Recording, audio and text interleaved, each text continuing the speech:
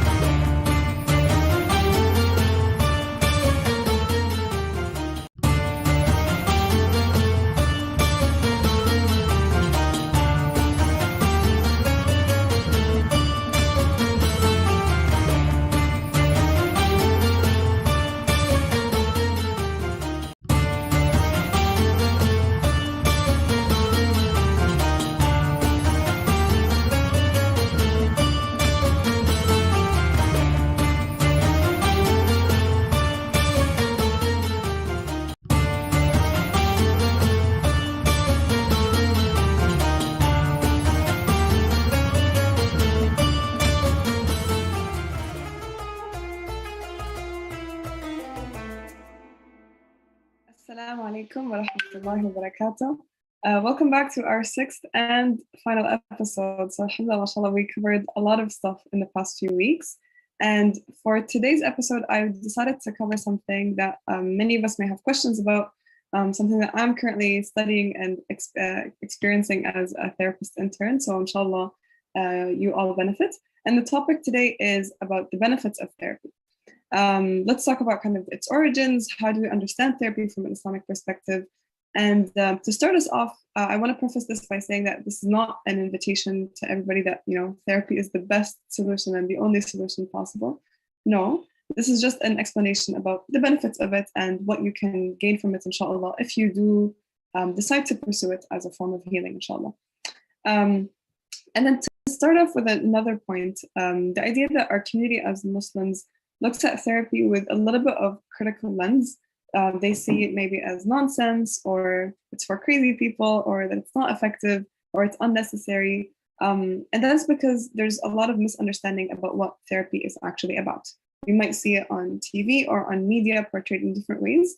So inshallah, I hope this presentation can give you a taste of what you can expect if you pursue therapy, inshallah. I wanted to also given our theme over the past few episodes, ground this in Islamic psychology. So as we discussed earlier, talk therapy actually originated from Muslims. And this was an effort taken by Muslim scholars because they were deeply interested in the soul, the nafs, which are the behavioral inclinations. They really wanted to understand what self-improvement looks like. And that was the birth of Islamic psychology in general. And one example I wanted to draw to your attention of how Muslim scholars since the year 868, like Al-Jahiz, they talked about kind of using strategies to reduce sadness and misery when talking with others. For example, when talking with somebody who has lost a son or a father, what are some of the tools that the person can use to reduce the misery and the sadness within that person? And if you read those books, if you read the original books that these people wrote, you realize how similar they are to the idea of cognitive behavior therapy, which is, very popular nowadays. It's like, coined just like 100 years ago, but still has so much popularity. And if you're interested in going back and seeing what, where did Al-Jahiz talk about this, it's in Kitab al-Bayan and al-Tabyin, page 74, inshallah. But yeah, that's just an interesting example about how our own Muslim scholars used talk therapy years before it was ever coined by the West. But aside from talk therapy, there are also core elements in Islam that help us kind of heal and approach kind of change through, just submitting to Allah subhanahu wa ta'ala. And the two that I wanted to highlight that are sometimes incorporated in therapy, but can also be found beyond the therapeutic context, is awe and repentance. So let's start with awe. And I love talking about the idea of awe, or in Arabic, rahba. It's basically like a study from Western psychology in the past maybe 5 years. So this was a study done in University of Toronto by researcher Stellar.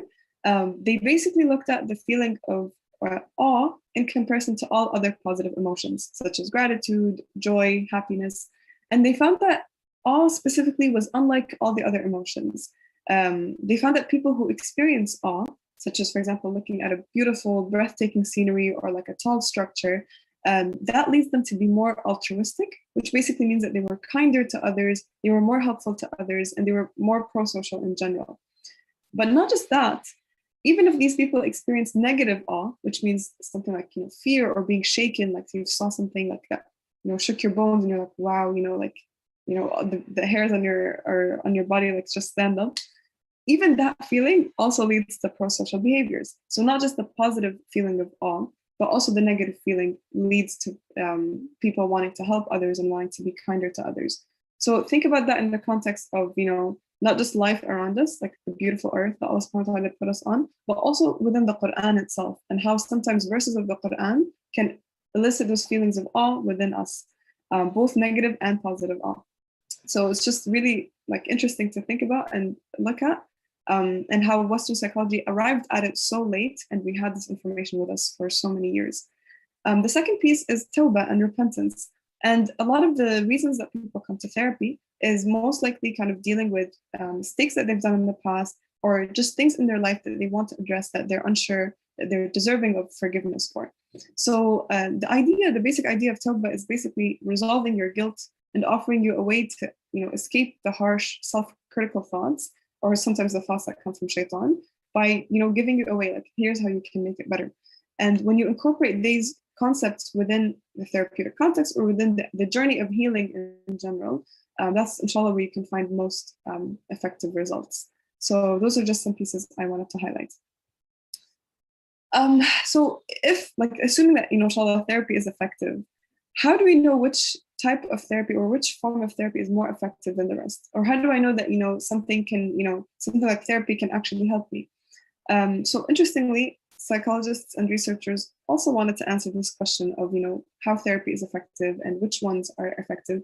And they did a lot of research in the middle of the 1900s, so the past 50 to 100 years, because a lot of therapies were emerging at that time, and people just wanted to know, which ones are actually backed up by evidence, and which ones are just, fluff and hocus pocus.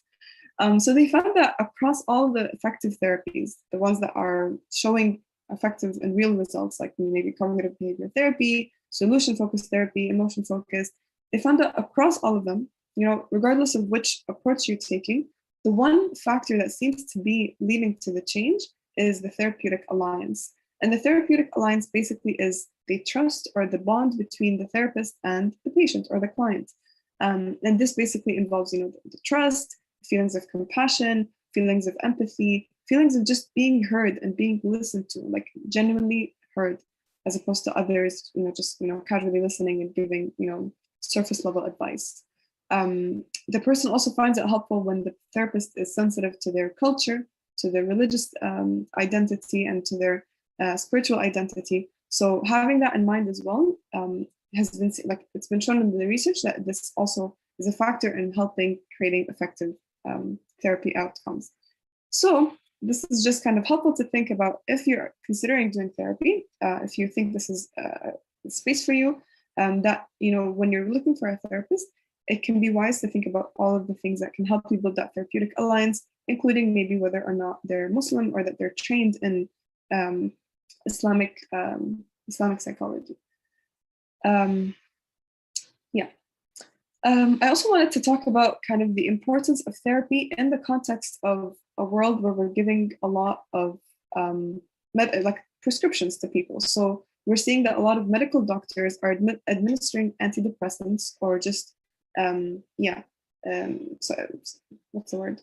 Yeah, they're administering drugs, or I'm completely, the word is escaping my mind, but let's use drugs for now. They're administering drugs for people who are not necessarily experiencing severe mental illness. And that can be dangerous because that person with their symptoms currently can be maybe completely and holistically healed through just talk therapy. So what we end up doing is we end up making the patient reliant on these drugs, maybe even addicted to them. And that when, they could have had a much better alternative healing journey through just psychotherapy or talk therapy. So again, this is, to put it in context, this is specifically speaking about people whose symptoms are not very severe and can actually benefit from just therapy alone. So it's helpful to think about it in this way, that instead of the first line of treatment being, like somebody comes to the doctor and be like, okay, here's drugs to help you make you feel better, considering therapy as a first line of action so that we don't end up administering drugs to everybody and, leading to even further problems such as addiction or heavy reliance on these drugs. Another theme that is also important is that therapy is accessible by everybody. You don't need to have a diagnosis to be able to access therapy. Whereas with drugs, you do need to be diagnosed as depressed or somebody with an anxiety to be able to access these drugs to help make you feel better. So aside from that point as well, is that it's freeing to not have that label. It's more freedom and it leads to more trust in yourself without having to be labeled as, oh, I'm depressed, or oh, I have anxiety. That empowerment that you get without having that label is crucially important. And unfortunately, the way the system is built with insurance companies and drug companies that need to have a label on somebody leads to even more problems of, overdiagnosis and just putting unnecessary labels when the person can be healed just fine with other methods. and to not lessen kind of the importance, like our minds might think that maybe drugs are more effective because they're actually targeting the biology. We see in research until today that talk therapy has a lot of transformative potential. It's not just drugs that can do the action, but a lot of people can heal and be in a better place through psychotherapy. So these weekly sessions that you engage in can really challenge your behaviors and challenge your thoughts into a better place that you can find healing and find transformation, inshallah, according to your goals. So this is basically kind of a rough overview. Again, this is not kind of telling everybody that everybody should be in therapy. Again, this is just for people who are interested in it and want to explore it. This is some of the things that you can consider as you explore the potentials. And as I've done with all the previous slides, all the citations and references, if you want to go back to the original sources where this material is coming from, you can check the bottom of the slide, inshallah. And yeah, jazakumullah khair. I really enjoyed these sessions together. I hope you all benefited. And if you enjoyed this content, if you'd like to hear more, if you have any questions or any comments or suggestions, please do reach out over email or any of the contact information I have. Thank you so much. This has been a great pleasure. And assalamu alaikum wa rahmatullahi wa barakatuh.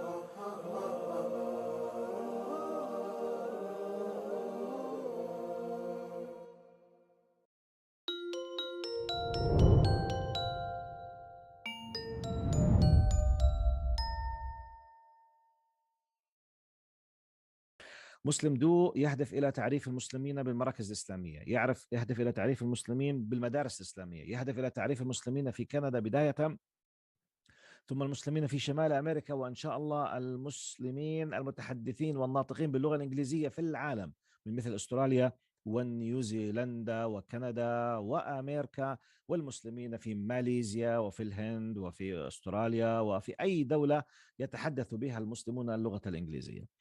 هذا التطبيق فيه تذكير، فيه توضيح، فيه شرح، فيه تعريف لك إن كنت تتنقل في كندا أين هي المساجد، أوقات الصلاة، فيه تعريف لك في منطقتك ما المسجد الذي تحب أن ترتبط به بأوقات الصلاة، سواء صلاة الفرض أو سواء مواعيد صلاة الفرض أو مواعيد الإقامة، النشاطات، المحاضرات، الدورات التدريبية. وإن أحببت أن تسهم بدعم مركزك أو مسجدك أو مدرستك، أو أحببت أن تسهم بدعم فعالية أو نشاط معين في هذه المدرسة أو هذا المركز، فالباب متاح لك بلمسة زر فقط. فهي تسهيل وتوضيح وتعريف ونشر وإبداع.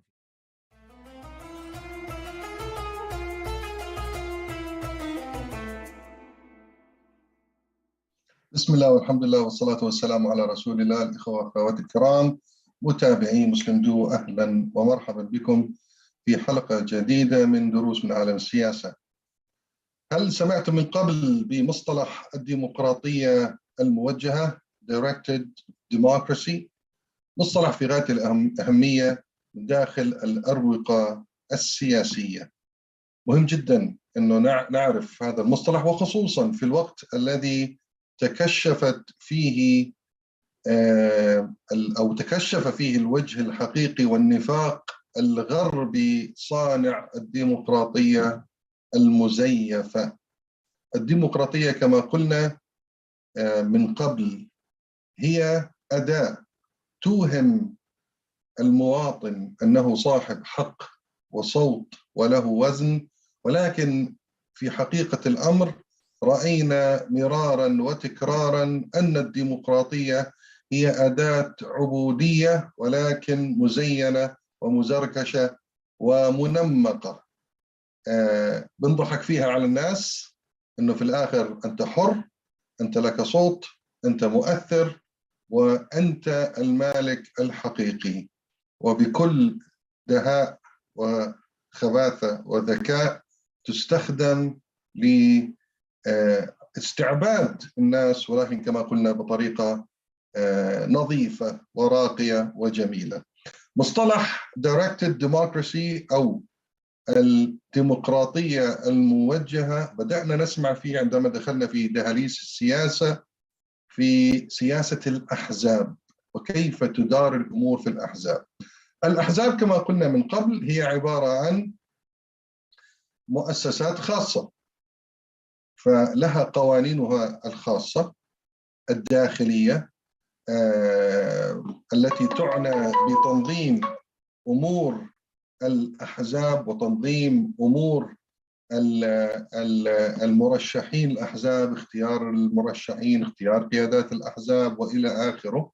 والأصل أن هذه المؤسسات تتبع قوانين ديمقراطية في آليات اتخاذ القرار وفي آليات التصويت وفي آليات الانتخابات الداخلية، ولكن أيضا نعلم أن لقائد الحزب الحق أن يأخذ قرار فردي.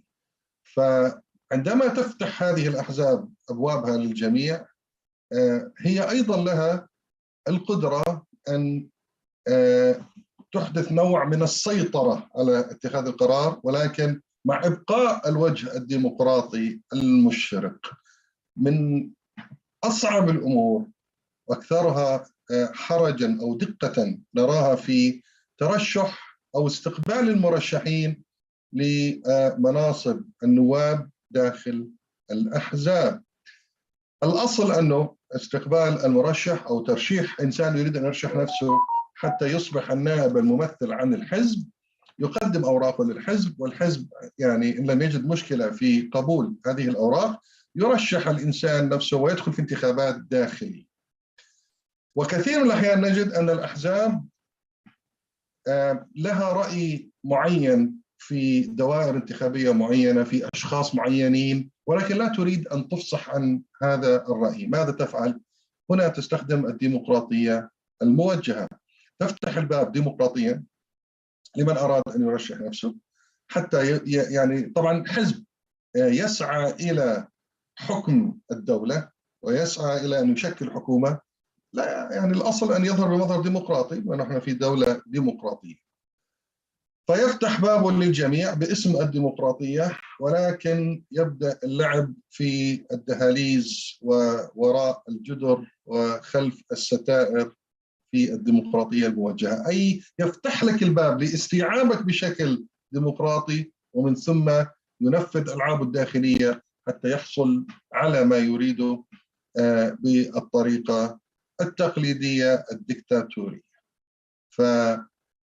للأسف حدث هذا مع كثير من المرشحين العرب، المرشحين المسلمين، وخصوصا المرشحين العرب الناشطين في مجال القضية الفلسطينية، أصحاب الرأي المستقل. حدث مع كثير من مرشحينا العرب هنا في كندا أنهم تعرضوا واصطلوا بنار الديمقراطية الموجهة، إذ رشحوا أنفسهم وهم كانوا مؤهلين جدا وفعلا لهم حظوظ ربح كبيرة، ولكن لم يأتوا على هوى بعض قيادات الحزب والمتنفذين بالحزب، فاستخدم ضدهم الديمقراطية الموجهة في إجبارهم على التراجع أو سحب ترشحهم أو إسقاطهم بطريقة رسمية ديمقراطية موجهة. إذن مرة أخرى نكتشف هذا العالم الديمقراطي الذي لم يستخدم الديمقراطية إلا للإفساد الداخلي والخارجي. والحمد لله رب العالمين أننا نعيش حقبة تسقط فيها هذه الأقنعة ونكتشف فيها حقيقة الديمقراطية وكيف تستخدم، وحقيقة مزاعم الحرية ومزاعم الإنسانية التي نراها تنهار أمام أعيننا.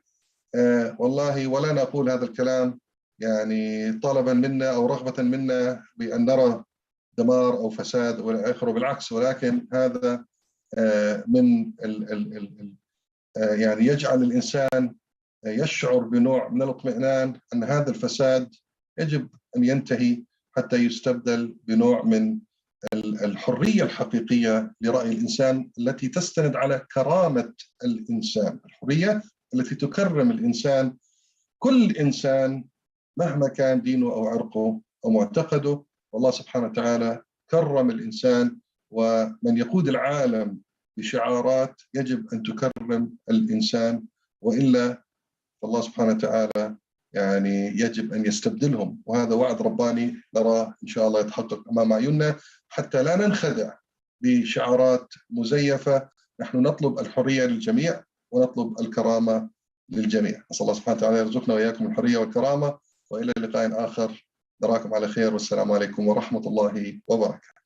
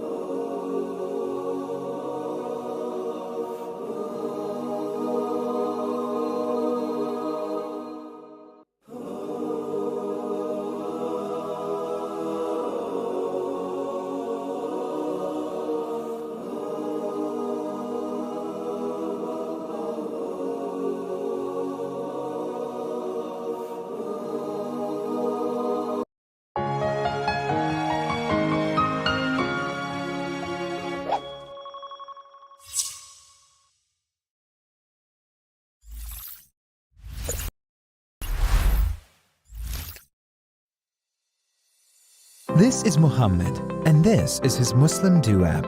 Muhammad checks all his masjid's announcements before listening to the Quran by his favorite qari on the MuslimDo app, while his wife is watching a live episode of the impact of Muslim women on their community. And this is Muhammad's son, Amjad. Using the MuslimDo app, he booked his Jum'ah prayer a few minutes before he checked the directions for the nearest Muslim gynecologist for his pregnant wife. This is Sarah, Muhammad's daughter, and this is her MuslimDo app. As she calls the nearest plumber about the unexpected plumbing issue, her daughter is watching an Islamic story for children, and her young son is jumping in joy because he won a prize in an Islamic competition for youth on MuslimDo. Here is the whole family gathering together to watch the MuslimDo live show at night. MuslimDo app. The new update is out now, so download it. MuslimDo. Your community is at your fingertips.